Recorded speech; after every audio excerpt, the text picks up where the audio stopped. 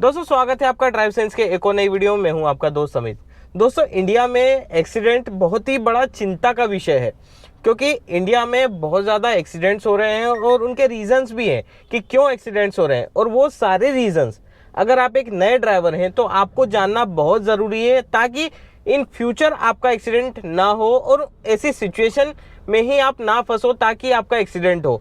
तो कुछ पॉइंट्स हैं, बहुत ही ज़्यादा इंपॉर्टेंट है आपके लिए समझना कि किन किन वजहों से एक्सीडेंट होते हैं और किन किन चीज़ों से हमें बचना चाहिए। तो चलिए दोस्तों वीडियो स्टार्ट करते हैं।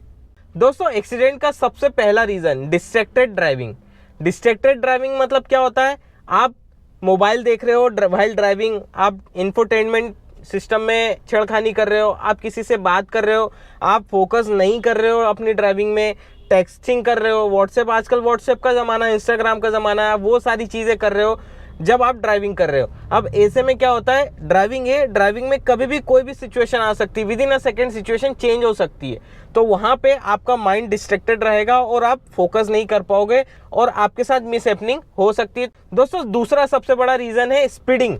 हम क्या होता है, जैसे नए ड्राइवर हैं, पुराने ड्राइवर भी हैं, सब लोगों को जल्दी होती है, हाई स्पीड में अपनी गाड़ी चलाते हैं। हाई स्पीड तो ठीक है, लेकिन हाई स्पीड कब ओवर स्पीड में बदल जाती है आपको पता ही नहीं चलता, क्योंकि आप गाड़ी चलाते हो ना तो आपको बिल्कुल भी एहसास नहीं होता है कि गाड़ी हमारी इतनी स्पीड में चल रही है। आप नोटिस करना, आप हाईवे पे चलोगे 80 किलोमीटर पर आवर की स्पीड पे चलोगे, आपको ऐसा लगेगा कि यार अभी तो मेरी गाड़ी 30-40 किलोमीटर पर आवर की स्पीड से भी नहीं चल रही है। लेकिन दोस्तों यही चीज़ हमारे साथ गलत हो जाती है, हमें पता ही नहीं चलता है कि हमारी स्पीड कब ओवर स्पीड में चेंज हो गई। और ऐसी ही परिस्थिति में अगर आपने देखा अचानक से कि सामने कुछ हुआ है और आपके पास सफिशिएंट टाइम नहीं है या सफिशिएंट स्पेस नहीं है, तो आप नहीं कर पाओगे अपनी कार को हैंडल, और आपका और सामने वाली गाड़ी या जो भी कोई ऑब्जेक्ट है उसके साथ एक्सीडेंट हो जाएगा। ये तो निश्चित है। एक्सपेरिमेंट मानते हैं, शुरुआत में आप नई गाड़ी सीखते हो तो एक्सपेरिमेंट आप करते हो, लेकिन एक्सपेरिमेंट का मतलब ये नहीं कि आप भीड़ में भी तेज चलो या ट्रैफिक में भी तेज चलो। नहीं, आपको नॉमिनल स्पीड से चलना है, आपको कहीं नहीं जाना है, आपको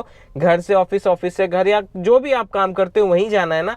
2 मिनट लेट चल जाएगा, अगर आपको जल्दी है तो आप सुबह जल्दी निकलो घर से, तो आराम से चला पाओगे और आराम से अपने काम पे जा पाओगे। तो ये चीज होती है दोस्तों। अब तीसरा सबसे डेंजर रीजन वो है ड्रंक ड्राइविंग। आजकल 80% लोग ऐसे हैं जो ड्रिंक करके अपनी कार चलाते हैं। अब ऐसे में होता क्या है, आप ड्रिंक करते हो ना तो आपका माइंड एक ही जगह फोकस नहीं कर पाता है। अब ऐसे में आप अपनी गाड़ी को कंट्रोल नहीं कर पाते हो, ऐसे में भी आपके साथ हादसा हो सकता है। अगर ड्रिंक करते हो उस समय आप ड्राइविंग मत करो। ऐसे ही कंडीशन में आपके साथ 2 नुकसान हो सकते हैं। पहला नुकसान, पुलिस ने पकड़ लिया तो सीधी सी बात है, आजकल तो लाइसेंस निरस्त होता है या फिर गाड़ी जब्त होती है। और दूसरा रीजन, पुलिस ने नहीं पकड़ा तो आपका एक्सीडेंट हो सकता है। तो 2 बड़े मेन नुकसान भी है इस चीज़ के, तो इन्हीं चीज़ों से बच जाओ आप। तो इसीलिए ड्रंक ड्राइविंग ना करो तो ज़्यादा अच्छा है। अब दोस्तों चौथा रीजन, रेकलेस ड्राइविंग। अब ये क्या होता है? रेकलेस ड्राइविंग मतलब ये होता है कि आप किसी भी गाड़ी की टेलगेटिंग कर रहे हो, मतलब बहुत पास चल रहे हो, जरूरत नहीं इतनी पास चलने की, पास चल रहे हो, एकदम से रेस प्रेस कर रहे हो, फिर गाड़ी की ओवर स्पीड होती है तो आप सडन ब्रेकिंग कर रहे हो, ब्रेकर से एकदम उचका रहे हो। मतलब ये चीज़ होती है ना, एक रश ड्राइविंग में आती है, तो एक इसको रश ड्राइविंग भी बोल सकते हो। तो वो चीज़ भी है दोस्तों, उसकी वजह से भी कई बार ऐसा होता है कि आपकी गाड़ी आउट ऑफ कंट्रोल हो जाती है, आप अपनी गाड़ी नहीं संभाल पाते हो। तो वहाँ पे भी आपको ध्यान रखना है, आपको इस तरह की ड्राइविंग नहीं करनी है।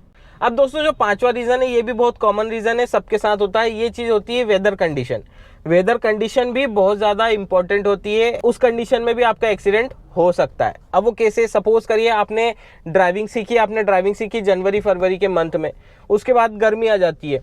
अब गर्मी में तरीका अलग है, गाड़ी को संभालने का तरीका अलग है, गाड़ी का मेंटेनेंस करने का तरीका अलग है। उसके बाद बारिश आ जाती है, अब बारिश में गाड़ी चलाने का तरीका अलग है, फुट मूवमेंट्स कंट्रोल करने का तरीका अलग है, ओवरटेकिंग करने का तरीका अलग है, स्पीडिंग करने का तरीका अलग है। बारिश के बाद फिर आ जाती है ठंड, उसमें गाड़ी चलाने का तरीका अलग हो जाता है, क्योंकि उसमें फोग वगैरह बहुत सारी चीज़ें आ जाती है।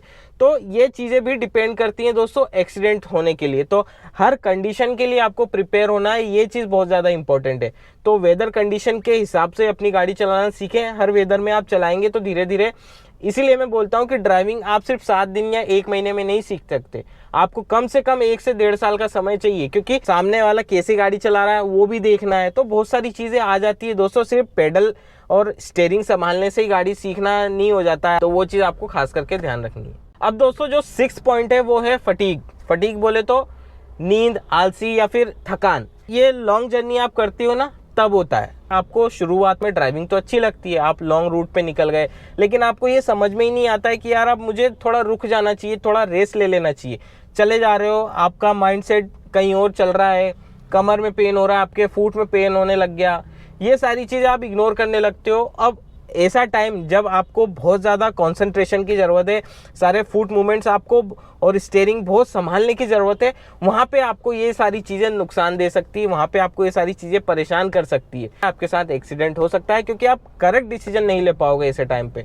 पेट दुख रहा है, कमर दुख रही है, सिर दुख रहा है, हाथ दुख रहे हैं, आपकी आंखों में भी थोड़ा सा ऐसा भारीपन आ गया है फटीग की वजह से, तो ये सारी चीज़ें एक्सीडेंट करा सकती है। ब्रेक ले लेकर लॉन्ग जर्नी करो, अगर लंबे समय तक ड्राइविंग करोगे तो ये परेशानी होनी है। अब दोस्तों इसके अलावा और भी रीज़न है, जैसे पुअर इंफ्रास्ट्रक्चर। जैसे आपने देखा है इंडिया में जगह जगह रोड बन रहे हैं, तो वहाँ पे भी आपको संभल के चलना है, क्योंकि कई बार ऐसा होता है साइन बोर्ड आपको नहीं मिलते हैं, तो आप गलत डायरेक्शन में चले जाते हो या फिर गलत रोड पे चले जाते हो। तो ये सारी चीज़ें हैं दोस्तों, इन सारी चीज़ों को आप ध्यान में रखो ताकि पूरे ड्राइविंग जर्नी में कहीं पर भी आपके साथ मिसहैपनिंग ना हो, और इन कंडीशन को ध्यान में देते हो अपनी गाड़ी चलाओगे तो सेफ रहोगे। तो मैं तो आपको यही रिकमेंड करूंगा। तो एक्सीडेंट से बचने की जितना ज़्यादा कोशिश हो उतना ज़्यादा अच्छा है, क्योंकि ड्राइविंग एक ऐसी फील्ड है जहाँ पे कभी भी कुछ भी हो सकता है, हर चीज़ के लिए आपको प्रिपेयर रहना है। तो आई होप आपने दोस्तों वीडियो पूरा देखा होगा और आपको काफ़ी कुछ हेल्प मिली होगी, आप इस चीज़ को समझोगे। तो चलिए दोस्तों, आज के वीडियो में इतना ही था, मिलते हैं फिर नेक्स्ट वीडियो में, तब तक के लिए stay safe and good bye.